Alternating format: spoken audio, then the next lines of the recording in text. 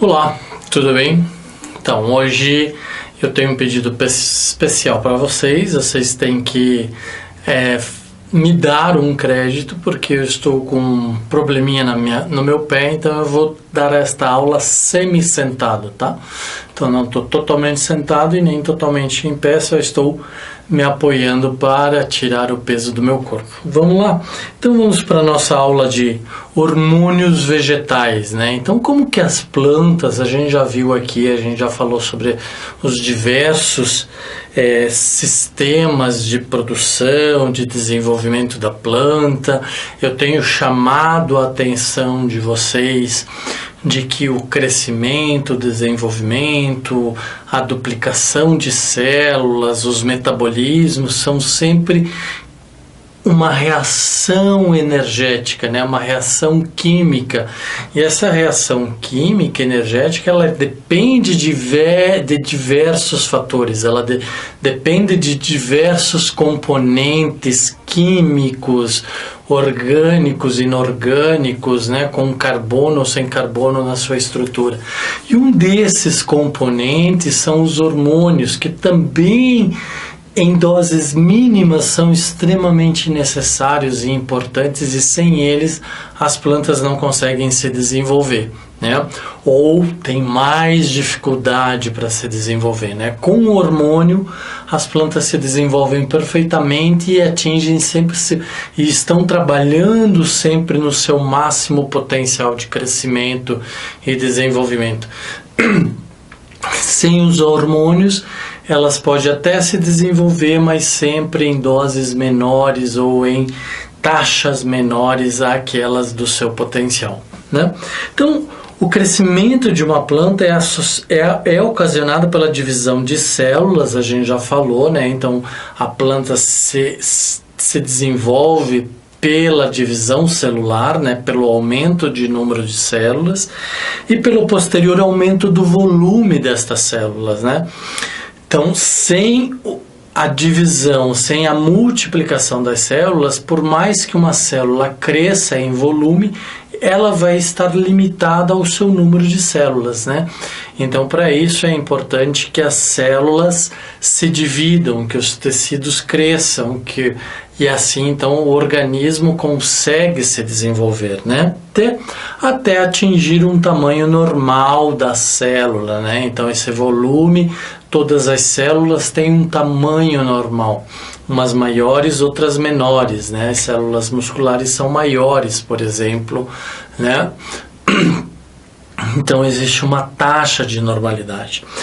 Então, dessa forma, crescem os órgãos vegetais e, como consequência, toda a planta. Então, uma vez que o órgão cresce, o tecido cresce, o órgão cresce, a célula cresce, a planta, por consequência, também vai crescer, né?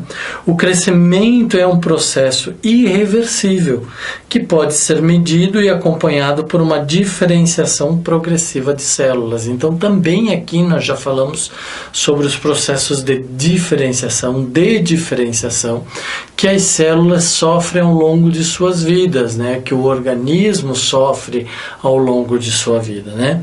Então, esse crescimento é um processo irreversível. Ela vai crescer, algumas células são mais longínquas, de maior tempo, né? Mais longevas do que outras, né? Tem um tempo de vida maior do que outras. Então, depende da função da célula, tá? Algumas células são quase que espontâneas, imediatas, né? Outras são mais longínquas. O crescimento, então, consiste em um aumento no número de células, divisão celular e aumento do volume, de extensão celular. Então, o aumento do volume faz com que a célula aumente sua forma, estenda, né? Tem uma elasticidade maior. Tanto a divisão quanto a distinção celulares são diretamente influenciadas pelos hormônios vegetais, reguladores de crescimento ou fito-hormônios. Então, os hormônios vegetais são ditos reguladores de crescimento, tá? Ou fito-hormônio, fito que vem de vegetal, hormônio hormônio, né? Então, tanto um tipo de crescimento, que é a multiplicação, divisão celular, quanto a distensão, que é o aumento de volume da célula, são regulados pelos hormônios, né? Como eu falei, menores doses, menores taxas de desenvolvimento, menores índices, né? Ou volumes desses fito-hormônios. Volumes ideais, a planta vai se desenvolver na sua condição ideal. Os efeitos desses hormônios são bastante variados, dependendo de sua concentração, do local onde agem e do estágio de desenvolvimento do órgão sobre o qual agem. Então, como eu falei, o desenvolvimento de uma planta, a gente tem falado isso desde o início do curso, depende de uma série de circunstâncias externas e internas, né?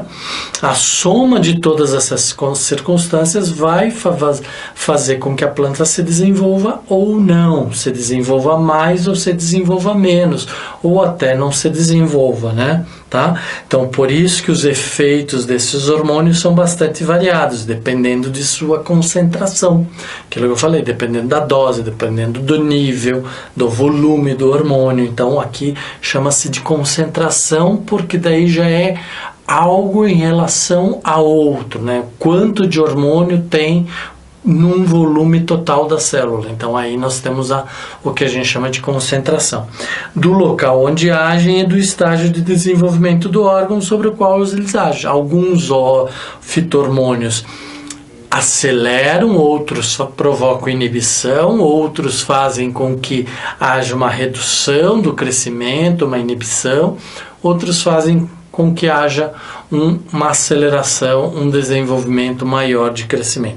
Então, os hormônios são substâncias que, produzidas por um organismo vegetal, em quantidades mínimas. Falei para vocês aqui, mínimas, são quantidades muito pequenas, mas são necessárias, e elas precisam daquela quantidade e elas precisam estarem naquela concentração. Se não tiver aquela concentração adequada, eles não vão ter o seu potencial definido, né? Regulam funções metabólicas em locais geralmente afastados de seus pontos de origem, né? Então, o que quer dizer isso? Que às vezes eles são produzidos por um órgão, mas eles agem sobre um outro tecido. Eles são produzidos por um tecido, por um órgão, por uma célula, mas eles vão ter a sua ação, vão agir em outra célula, em outro tecido, em outro órgão, tá? Entre os fito-hormônios, destacam-se as auxinas, as giberelinas, as citocininas, o etileno e o ácido abscíssico, tá? São os principais fito-hormônios, auxinas ou auxinas, as giberelinas, as citocininas, o etileno e o ácido abscíssico. Então vamos falar das auxinas. As auxinas foi o primeiro fito-hormônio a ser descoberto, foi descoberto no século XX, então bastante recente, né? Por Frits Wendt, né? um holandês, um botânico holandês, que através de experimentos comprovou a ação, a existência da auxina e suas ações sobre os vegetais, tá? Que principalmente a auxina provoca o crescimento das células, tanto na divisão quanto na extensão das células. Então, em geral, as auxinas são produzidas nas gemas apicais. Então, normalmente elas estão nas gemas apicais. A gente já viu que nós temos gemas apicais no ápice, no topo da planta, como a gente tem gemas apicais em outras partes da planta, principalmente da parte aérea, né? Tá? Mas nós temos gemas apicais também nas raízes, não esqueçam disso. Nos embriões, folhas jovens e sementes em desenvolvimento, a partir do aminoácido precursor triptofano. Então, olha lá, lembra de todos os conceitos que a gente já falou aqui sobre aminoácidos, sobre proteínas. Novamente, nós precisamos de um aminoácido para a produção da auxina, desse hormônio, deste fito-hormônio, né? Que é o aminoácido triptofano. Então, apresenta um transporte polar, então é do polo para o outro, sempre neste sentido, de cima para baixo, do ápice para a base do vegetal. É sempre neste sentido o transporte do triptofano, né? Existem auxinas naturais, sendo a mais importante o ácido hidrolil acético, ou OAIA. Nós vamos ouvir muito falar sobre o OAIA. Existem os sintéticos, como 2,4-D, ácido 2,4 de clorofenoxiacético, e o ANA, ácido naftaleno acético, né? Então, esses três hormônios. O AIA é um hormônio natural, né? É um hormônio produzido pela própria planta. Então, a planta tem um mecanismo de desenvolvimento de produção deste próprio hormônio. Já os dois outros hormônios são sintéticos, são produzidos a partir de reações laboratoriais, reações químicas no laboratório, e que substituem muitas vezes o AIA, né? Quando a planta tem condições ou tem dificuldades de desenvolver corretamente os seus hormônios. Então, as auxinas promovem o crescimento da planta, principalmente pela distensão celular, com pouco efeito sobre a divisão celular, mas tem efeito sim, tá? Ela promove a distensão, mas ela também age na divisão celular, mas é pequeno. Então, lembrar sempre da nossa disciplina, do nossa base de conhecimento, a biologia, que nós dificilmente vamos fazer uma assertividade de 100%, dizer que 100% é assim. Não, existem exceções, existem regras, mas existem exceções, tá? Certo? Então, aqui um exemplo foi feito, tá? Primeira experiência, moléculas de AIA promove o crescimento do caule, folhas e raiz, né? Então, por isso que eu falei para vocês que tem gemas apicais nas raízes. Então, na presença do sol, a planta, né, concentra mais AIA, concentra mais hormônio no seu ápice, né? E com isso, então, a planta vai crescendo para cima, né? Se o sol tiver, por que para cima, pessoal? Deixa eu explicar isso direito, tá? Vou explicar isso para vocês bem direitinho, tá? Existe um fluxo, como o sol está em cima, para qualquer lado que o AIA vá, que o hormônio vegetal vá, ele vai estar sujeito à mesma taxa de luminosidade, né? Agora, quando o sol já está se pondo ou o sol estava nascendo, o que acontece? O AIA, na verdade, ele não gosta do sol. Ele é contra o sol. Então, ele se concentra no lado mais sombreado. Tá vendo? Aqui pega mais sol, essa região, e nessa região pega menos sol. Então, ele se concentra mais nesse lado. Por que ele se concentra mais nesse lado? Ele vai fazer com que estas células se distendam mais, se dividam mais, né? E se distendam mais, então fazendo com que a planta se curve em direção ao sol. Por quê? Porque aqui elas estão maiores e aqui elas estão menores. Então, esta planta, este lado vai crescendo, este lado, como não vai crescendo, vai puxando, e aí a planta se curva em direção ao sol. Por isso que a gente fala, por exemplo, o girassol, algumas outras plantas que se curvam para o sol, mas isso é efeito do AIA, mas o AIA em relação ao sol, ele é negativo, ele é inversamente proporcional, tá? Então, quanto mais insolação tiver a planta, mais fuga de AIA ela vai ter, ou menor será a concentração de AIA naquela área de insolação, tá? Ou de luminosidade.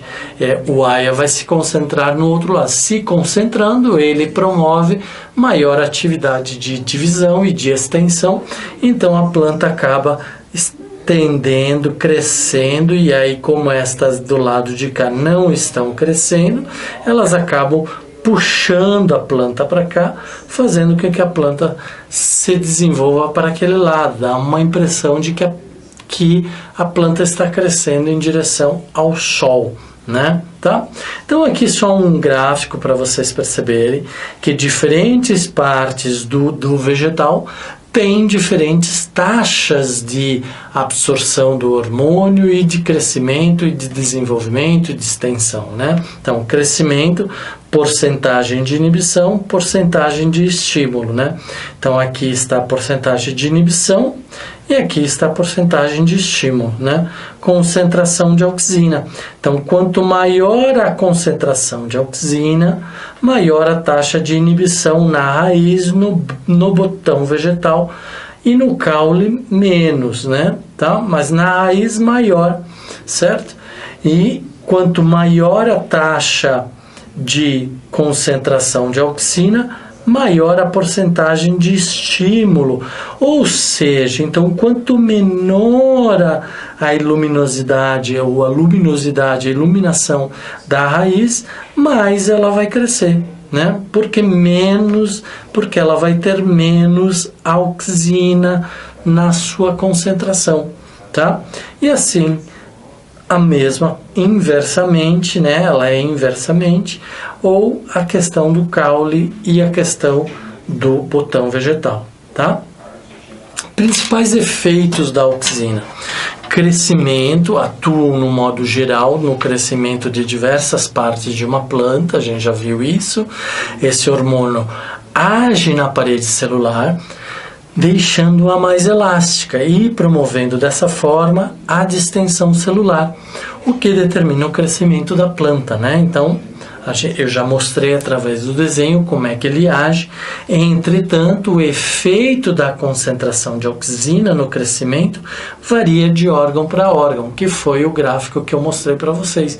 Na raiz o comportamento é um, no broto vegetal é outro, no caule é outro, na folha é outro, na gema apical é outro, tá? Então, depende de cada órgão da planta, tá? Ou em cada tecido da planta onde a auxina estiver. Então, já que esse item aqui eu já apresentei para vocês anteriormente, né? Então, a concentração A, que representa o ótimo crescimento para a raiz, é insuficiente para determinar o crescimento do caule, né? Na concentração B, ótimo crescimento para o caule, a raiz tem seu crescimento inibido de forma significativa. A raiz é, portanto, mais sensível ao hormônio se comparada ao caule, né? Então, novamente, a raiz é mais sensível à concentração de auxina se comparada ao caule. Então, quanto menor a concentração de auxina, ou de AIA, ou de hormônios, fitormônios, maior vai ser o crescimento da raiz. Quanto maior a concentração, menor vai ser o crescimento da raiz, mais inibida ela vai estar, tá? Certo? O crescimento, então, atua de modo geral no crescimento de diversas partes de uma planta. Esse hormônio age na parede celular, deixando-a mais elástica. Então, novamente, o que o hormônio faz? Ele atua com as moléculas lipoproteicas, ele atua com as outras enzimas, com as outras proteínas, com os outros constituintes da célula, principalmente os da parede celular, e neste caso ele deixa a parede celular mais flexível, menos túrgida, menos tensa, e aí então o vegetal consegue se distender mais, né? Ela consegue se desenvolver mais, tá? A distensão celular é o que determina o crescimento da planta. Então, por quê? Porque ele está presente ali? Não, porque, lembrem, porque ele reage, ou ela reage à auxina, ou fito-hormônio, reage com outros elementos químicos presentes nas células, né? Entretanto, o efeito da concentração de auxina no crescimento varia de órgão para órgão, como eu já falei para vocês, tá? Herbicidas. As auxinas podem ter ação herbicida, então elas podem controlar o crescimento de plantas. Eu já falei para vocês, elas podem ser negativas ou positivas.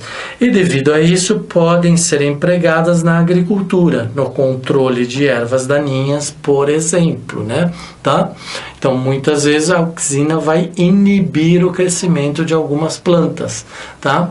A gente olhar naquele gráfico novamente, o botão vegetativo, onde estão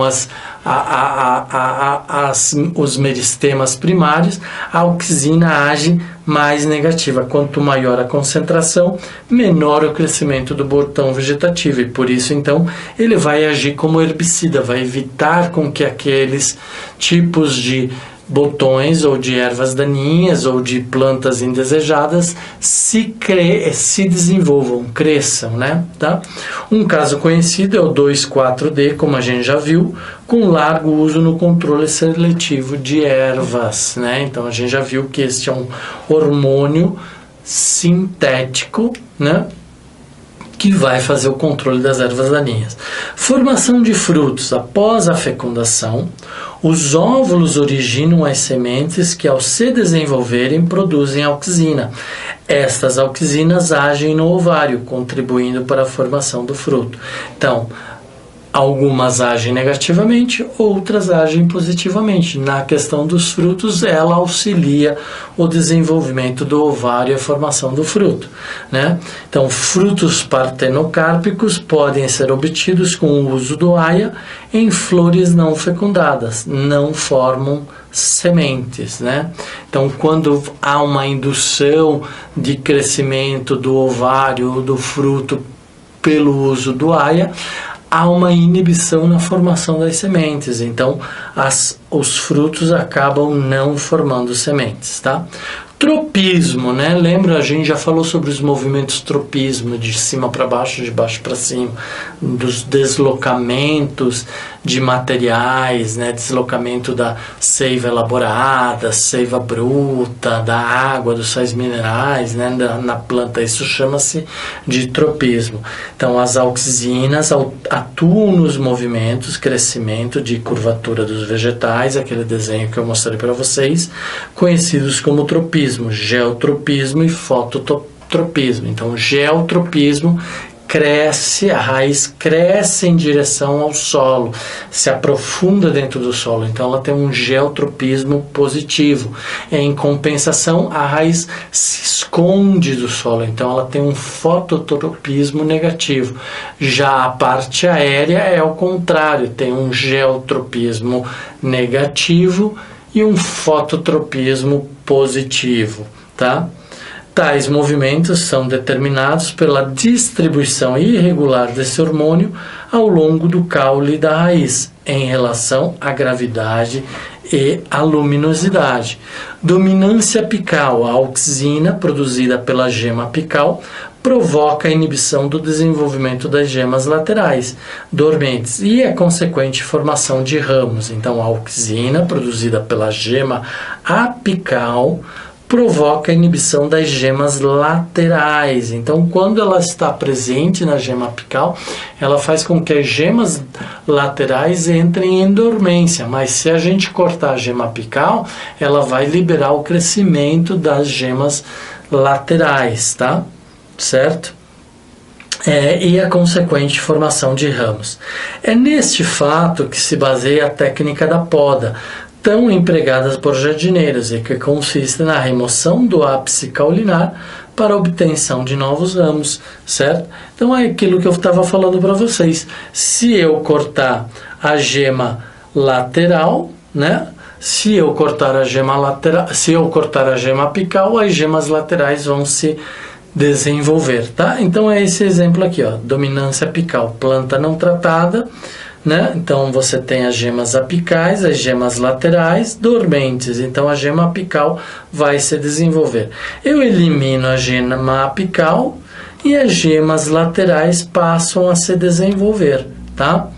A aplicação de pasta de lanolina contendo auxina na borda da gema apical eliminada vai fazer com que as gemas continuem dormentes ou voltem ao seu estado de dormência, tá? E a planta volte a se desenvolver no ápice, tá? Abscisão das folhas. Então, as auxinas controlam a formação da camada de abscisão. Então, quando nós temos lá um caule e nós temos uma folha, tem uma região aqui que é responsável pela abscisão das folhas. Como que isso acontece? Isso acontece pela presença do hormônio que dá uma informação para o vegetal dizendo assim, esta folha não tem mais função, ela não precisa mais se desenvolver, ela não precisa mais estar aí, ela pode ser eliminada. Então o vegetal faz a eliminação automática. Eu falei aqui para vocês, por exemplo, das plantas caducifólias, que perdem as folhas no inverno, né? Por falta de luz, por falta de temperatura. Então, o fito-hormônio auxina, somado a essa falta de condições externas do ambiente, faz com que se desenvolva ou haja esse hormônio sobre essa camada de células responsáveis pela abscisão da folha. E aí ela se pronuncia e faz com que haja uma poda natural desta folha, ou uma perda natural desta folha, tá? Então essa camada é uma região que se forma no pecíolo das folhas e a partir do qual se verifica a queda das folhas, abscisão foliar. Isso ocorre devido a uma diminuição da síntese de auxina no limbo foliar, diminuindo o seu transporte para o pecíolo, né? Então é esta ação, reação química devido a condições externas que o vegetal sente, se desenvolve ou promove, e aí faz com que haja a perda da folha naturalmente, tá? Enraizamento de estacas provocam o desenvolvimento de raízes adventícias, facilitando o enraizamento de folhas ou ramos cortados. Então é muito comum quando a gente faz poda, a gente quer fazer ramo, a gente quer fazer muda de plantas a partir de pedaços de galhos ou de ramos das plantas, a gente faz o que? A aplicação do aia lá na base, que é do lado de baixo, sempre, a gente não pode perder o lado certo da planta, né?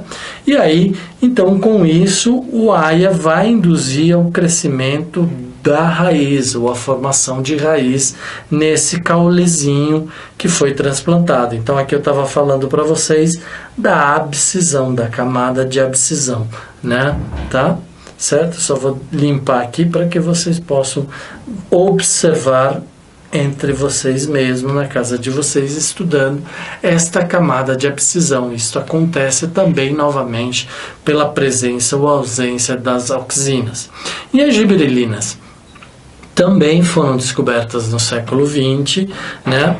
Enquanto os estudiosos japoneses estudavam uma doença do arroz. O arroz é uma cultura agrícola muito importante para os japoneses, né? Então, uma doença atacou os arrozais e eles foram estudar esta doença e acabaram descobrindo a giberelina. Então essa doença provocava o estiolamento demasiado das plantas e ficou conhecida como a doença das plantas loucas. Então o que é o estiolamento?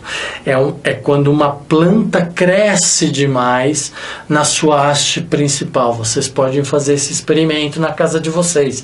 Vocês pegam um copinho, põem um pouquinho de água, um algodão, põe uns feijõezinhos ali ou uns milhos, né?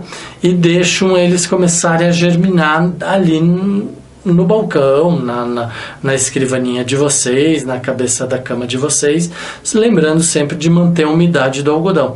Quando eles começarem a crescer, já tiver uns 2, 3 centímetros, vocês colocam ele numa zona escura, onde ele não receba luz. Vocês vão perceber que eles vão estiolar o caule principal ou a haste principal devido à falta de luz. Então isso é uma ação da giberelina, vai fazer o estiolamento desta haste principal, tá? Então as plantas estavam infectadas por um fungo denominado Gibberella fungiculae, que produz substância indutora de crescimento. Então este fungo, lembra, eu falei para vocês, pode ser uma reação orgânica, pode ser uma reação inorgânica, interna ou externa. Neste caso, uma reação devido à presença de um fungo que libera uma substância, que é essa substância gibberellina. Então o fungo é chamado Gibberella fungiculae, e por isso chama-se de giberelina, né? Tá? O composto foi chamado então de giberelina, ácido giberélico ou GA3. E mais tarde descobriram também que era produzido naturalmente pelas plantas. Então, além dos fungos que tinham doses maiores da giberelina, esse hormônio também é chamado de fito-hormônio e está presente naturalmente nas plantas. A giberelina é sintetizada nas mesmas regiões que as auxinas, né? Então, no mesmo local onde se produz a auxina, se produz também as giberelinas. E quais são as principais ações da giberelina? Alongamento do caule, então eu já falei do estiolamento, atuam de modo significativo na elongação do caule, em especial nas variedades de plantas anãs. Então, se usa muito essa giberelina para promover o crescimento de plantas anãs. Germinação das sementes. Nas sementes, ao ocorrer a absorção de água, o embrião em desenvolvimento libera a giberelina, que atua na camada de aleurona, camada de proteína logo abaixo do tegumento, né? O tegumento era aquela capa que protegia o embrião, estimulando a produção de enzima alfa-amilase, que participa da quebra do amido do endosperma em glicose, a qual será utilizada pelo embrião durante a germinação, tá? Então, nosso organismo, o organismo dos outros animais, organismos vegetais funcionam tão perfeitamente que tudo é dosado, tudo é certo, tudo está acertado. A falta de um dos elementos pode inibir ou pode favorecer o crescimento. Neste caso, o aumento de absorção de água libera mais giberelina, que vai atuar no desenvolvimento do embrião. Desenvolvimento de frutos, assim como as auxinas, da mesma forma que as auxinas, as giberelinas atuam na formação do fruto e são utilizadas também para a obtenção de frutos partenocárpicos, que não vão formar sementes. Estímulo da floração. As giberelinas estimulam a floração de muitas plantas, por exemplo, do abacaxi, né? Lembra que as auxinas inibiam o crescimento das gemas laterais, né? Mas estimulava o crescimento das gemas apicais. Neste caso das giberelinas, elas aumentam ou estimulam a floração de plantas. Citocininas ou cinetinas, hormônios estimulantes da divisão celular, né? Se nós tínhamos, por um lado, a auxina, que ajudava na questão da distensão celular, agora nós temos as citosinas, que auxiliam na divisão celular, muito mais que as auxinas, né? Isolados por Miller e sua equipe em 1955, então foi um pouquinho mais tarde, né? 3 décadas depois da giberelina e um pouco mais ainda depois da auxina, né? E foi identificado na água de coco, tá? Sua produção ocorre nas raízes e são distribuídas para toda a planta através do xilema. Então, produz, eu falei isso para vocês, às vezes produz em um órgão e vai ser consumido, utilizado em outro órgão. Neste caso, as citocininas são produzidas pelas raízes e vão ser liberadas, transportadas com as águas e os sais minerais para todas as partes das plantas, né? Então, são também encontradas nas sementes em germinação e nos frutos imaturos, né? Então, frutos que não se desenvolveram ainda, né? Por quê? Porque o embrião, a semente e os frutos imaturos precisam de muita divisão celular, né? Precisam de muita ação celular, tá? Uma outra cinetina natural isolada foi a zeatina, né? Presente nas sementes do milho. Então, milho, zea mais zeatina, né? Efeitos importantes das citocininas. A química hoje molecular, a genética molecular, a biologia molecular, o que faz? Identifica esses fatores, extrai esse hormônio lá do milho e induz ou inocula ou introduz esse hormônio em outras plantas para obter um efeito de crescimento que se deseja, né? Tá?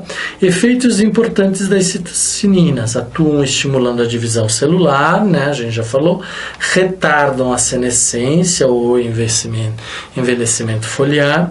Nas gemas laterais atuam induzindo o desenvolvimento. Lembra, a auxina inibiu o desenvolvimento, né? A menos que tivesse sido podada a gema apical.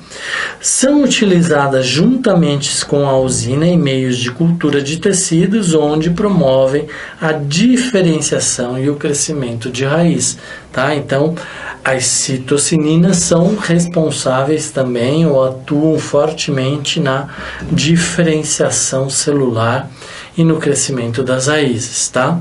Etileno, o gás etileno produzido naturalmente pelos vegetais é um hidrocarboneto que atua como hormônio.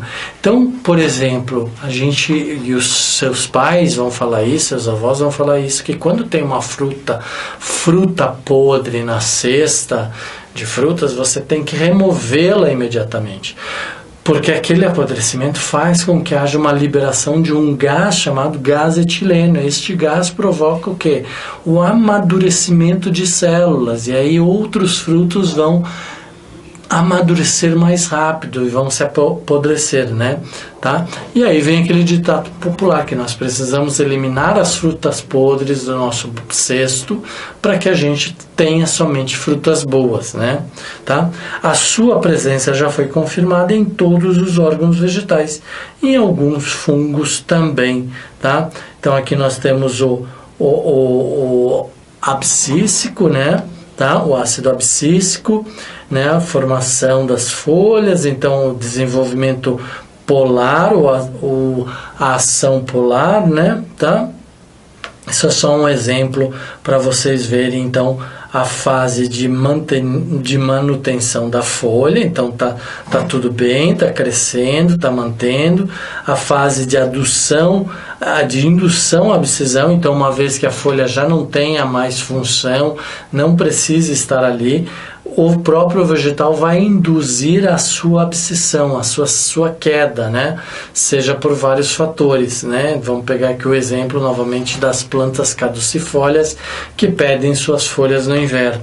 E aí entra a ação do ácido abscíssico, que vai fazer com que a planta perca aquela folha. Também a auxina vai atuar aí, né? Tá? Está relacionado com o crescimento e o metabolismo vegetal, principalmente a maturação dos frutos. Quem? O gás etileno, né? Tá? O gás etileno está associado à maturação das plantas, tá?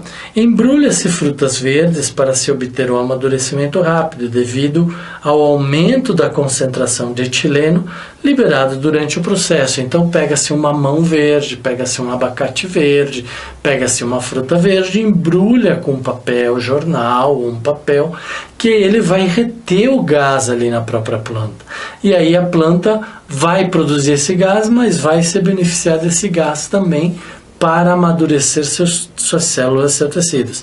Então, a conservação de maçãs em câmaras frigoríficas conta com a utilização de concentrações elevadas de CO2, que inibem a liberação de etileno e, consequentemente, impede o apodrecimento de frutas. Então, o que os frigoríficos de frutas fazem? Eles recolhem do pé a fruta verde, levam essas frutas verdes para uma câmara fria.